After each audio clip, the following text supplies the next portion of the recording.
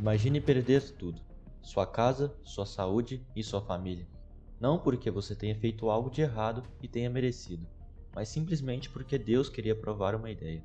De todos os livros da Bíblia, o livro de Jó tem a reputação de ser o mais injusto de todos, mas também uma obra-prima completa. E nesse vídeo eu vou mostrar o porquê. Então, acomode-se e fique à vontade enquanto lhe mostro o livro de Jó.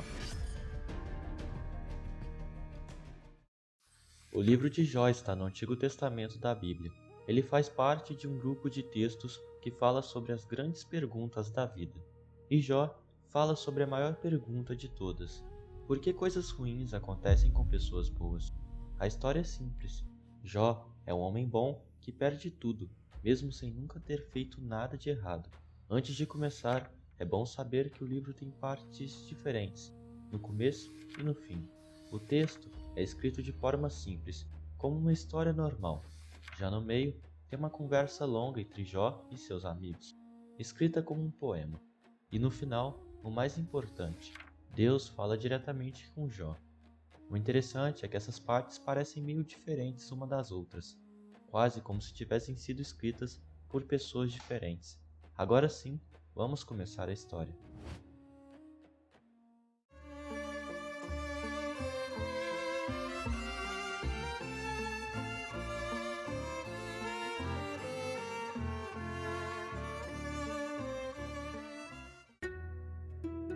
Jó, ele tem tudo. É o homem mais rico de todo o Oriente. Tem uma família maravilhosa, mas acima de tudo é a pessoa mais gentil que você poderia imaginar. A Bíblia lhe dá os maiores elogios. Um homem íntegro e justo, temente a Deus e evitava fazer o mal. Ele era a pessoa perfeita para um certo experimento. Lá no céu, Deus reúne todos os anjos diante de si, e dentre eles está o adversário. Em hebraico é chamado de Satanás. Deus o nota e lhe pergunta: você reparou no meu servo Jó? Não há ninguém na terra como ele, um homem íntegro e justo, que teme a Deus e evita fazer o mal. Satanás dá um sorriso. Ele acredita que Jó só é leal a Deus porque ele o abençoou com tudo. Tire tudo isso e Jó certamente irá contra ele. Mas estenda a mão e toque em tudo que ele possui, e ele o amaldiçoará na sua própria cara. Deus aceita o desafio para testar se seu servo Jó é realmente leal. Deus então autoriza Satanás a destruir tudo que Jó possui, mas o impede de causar dano físico a ele. Assim, Satanás desce à terra.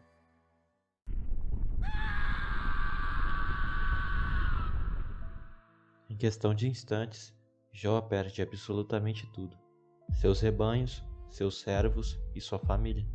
Mesmo assim, ele se ergue e passa a louvar. O Senhor deu, o Senhor tirou. Bendito seja o nome do Senhor. No dia seguinte, Deus reúne novamente seu conselho.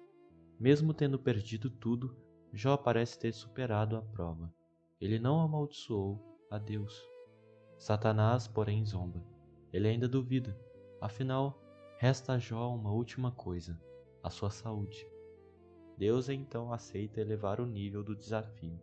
Desta vez, Satanás recebe permissão para atingir o corpo de Jó, a fim de testar se sua fé resistirá também à dor. Satanás retorna à terra e cobre Jó de chagas dolorosas, da cabeça aos pés. Abatido pelo sofrimento, Jó se rende ao seu destino e se senta sobre um monte de cinzas, à margem da cidade. Agora, ele perdeu realmente tudo.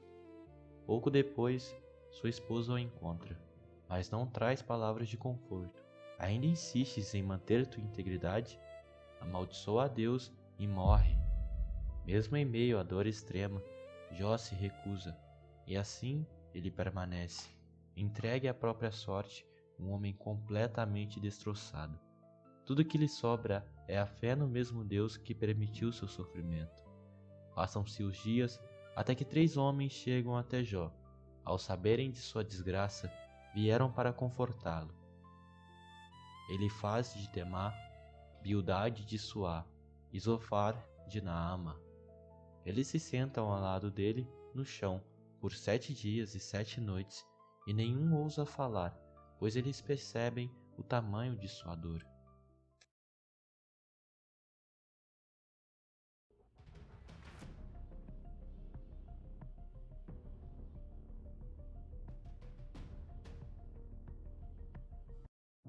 Entramos agora na parte principal do livro, uma série de diálogos entre Jó e seus 3 amigos. Embora chamá-los de amigos seja discutível, o primeiro a falar é Elifaz, o temanita. Para ele, Deus nunca age sem razão. Então, Jó deve ter cometido algum erro. Elifaz acredita que o sofrimento é um castigo divino, mas ele erra num ponto essencial. Sabemos desde a primeira linha do livro que Jó é íntegro. Seu sofrimento não vem de punição, mas de uma aposta entre Deus e Satanás. Jó também ignora o motivo real, mas tem certeza de que nada fez de errado. Ainda assim, ele ouve o amigo com certa abertura. Em seguida entra Bildade, o suíta, decidido a provar a culpa de Jó por outro caminho. E se a culpa não for de Jó, mas de seus filhos? Ele chega a insinuar que eles atraíram a ira de Deus, um golpe baixo, pois sabemos que a família de Jó também era íntegra, já que ele sempre orava por eles. Jó, mais uma vez, defende sua inocência e clama por misericórdia, mas nenhuma resposta vem. No desespero, começa a suspeitar que Deus o trata com injustiça. Por fim, surge Zofar, o Naamatita, com um conselho simples que Jó peça perdão, mesmo sem saber por quê. Com amigos assim, quem precisa de inimigos? Os 3 se convencem de que Jó fez algo de errado, mesmo sem saber dizer o que, e compartilham uma mesma visão, a de que o universo é previsível. Deus abençoa os justos e pune os culpados. É um princípio recorrente no Antigo Testamento, olho por olho, dente por dente. Mas esse princípio não se aplica ao caso de Jó, e ele sabe disso. Ao longo das conversas, Jó se convence de que os amigos não entendem nada da sua situação e isso lhe dá uma ideia. Ele quer levar o próprio Deus a julgamento. Sim, exatamente isso. Quer que Deus responda por seus atos. Mas eu falaria com o Todo-Poderoso e desejo apresentar minha causa a Deus. Mesmo que isso lhe custe a vida, Jó quer encontrá-lo face a face e exigir explicações. A metáfora do tribunal segue adiante. Jó decide que precisará de um defensor, alguém para representá-lo diante de Deus, pois eu sei que o meu Redentor vive e que por fim ele se levantará sobre a terra, e depois que a minha pele for destruída, ainda assim, na minha carne, verei a Deus. Para os amigos, essas palavras contra Deus beiram a blasfemia. Frustrados com a teimosia de Jó em provar sua inocência, eles abandonam qualquer conversa civilizada. Passam então a inventar acusações. Elifaz é o primeiro. Como Jó já foi um homem rico, Elifaz supõe que deve ter explorado os pobres. A tua maldade não é grande? Não deste de beber a água ao cansado e negaste pão ao faminto. Mas Jó já não se importa com o que dizem. Sabe que agem de má fé e seus argumentos não fazem diferença, sobretudo porque ele acredita que vai vencer a sua causa contra Deus.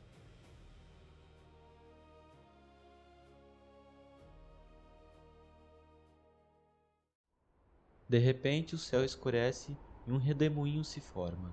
É Deus, e ele não está satisfeito com o que ouviu no debate de Jó com os amigos. Falando em meio ao vento, ele chega para colocar um fim na questão, ou quase isso. Deus leva Jó num tour pelo universo, mostrando o quanto ele é pequeno. Onde estavas quando lancei os fundamentos da terra? Depois passeiam pelo reino animal, onde Deus questiona se Jó entende os mistérios da natureza selvagem que só ele controla. Por fim, Deus apresenta 2 criaturas colossais: Behemoth, a besta da terra, provavelmente inspirada num hipopótamo, e o Leviatã, a besta do mar, descrito com escamas, dentes afiados e até fogo saindo da boca. Possivelmente ligado ao mito antigo de serpente aquática, comum no Oriente Próximo.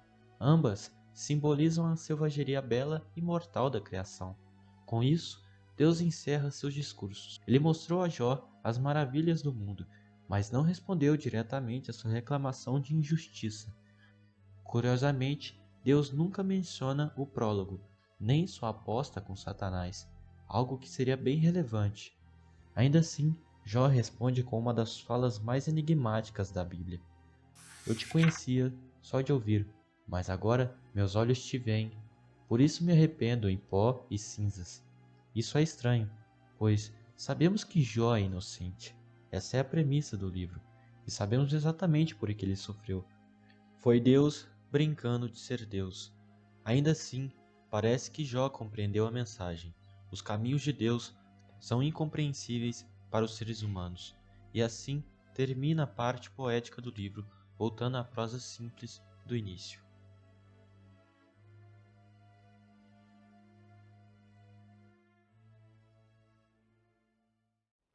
Deus se volta para Elifaz e os amigos. Ardendo em ira, lhes respondem: Minha ira se acende contra ti e teus 2 amigos, porque vocês não falaram de mim o que é correto, como meu servo Jó falou. Depois de toda a posse e filosofia dos amigos, são eles quem estavam errados. E foi Jó, o tempo todo, quem estava certo. Como assim Jó estava certo? Durante toda a história ele acusou Deus de ser raivoso, violento, implacável, indiferente. Chegou até chamá-lo de inimigo. Por isso, esse elogio de Deus a Jó soa meio confuso. O livro se aproxima agora de suas linhas finais, mas a história ainda guarda uma última reviravolta. Depois que Jó orou por seus amigos, o Senhor restaurou sua sorte e lhe deu o dobro do que tinha antes. Depois de tudo que passou, Jó é finalmente restaurado à sua glória anterior. Novos rebanhos, novos servos e até uma nova família. Muitos notam, porém, que o texto nada diz sobre a restauração da saúde de Jó. Como em qualquer bom conto, Jó e sua nova família vivem felizes para sempre. Depois disso, Jó viveu 140 anos e viu seus filhos e os filhos de seus filhos até a 4ª geração, e Jó morreu velho e cheio de dias. O livro de Jó é muito mais do que uma história sobre sofrimento. Ele apresenta diferentes respostas para uma das perguntas mais difíceis da humanidade. Por que coisas ruins acontecem a pessoas boas? No prólogo, o sofrimento de Jó nasce de uma aposta entre Deus e Satanás. Para seus amigos, porém, a explicação é outra. Deus apenas pune os culpados. Já Jó acredita que o mundo é injusto e que Deus o tratou de forma injusta. Quando Deus finalmente responde, não oferece uma explicação direta, mas revela a grandiosidade e o mistério da criação. No fim, o livro não entrega uma resposta definitiva. Pelo contrário, apresenta diferentes perspectivas que até parecem se contradizer. Talvez seja justamente isso que torna o livro de Jó uma obra tão extraordinária. Em vez de resolver o problema do sofrimento, ele convida o leitor a refletir sobre ele. Até hoje, estudiosos discutem se essas diferenças foram intencionais ou resultado de autores diferentes que contribuíram para o texto ao longo do tempo. Seja qual for a resposta, uma pergunta permanece. O livro de Jó é a história mais injusta da Bíblia? A decisão fica com você.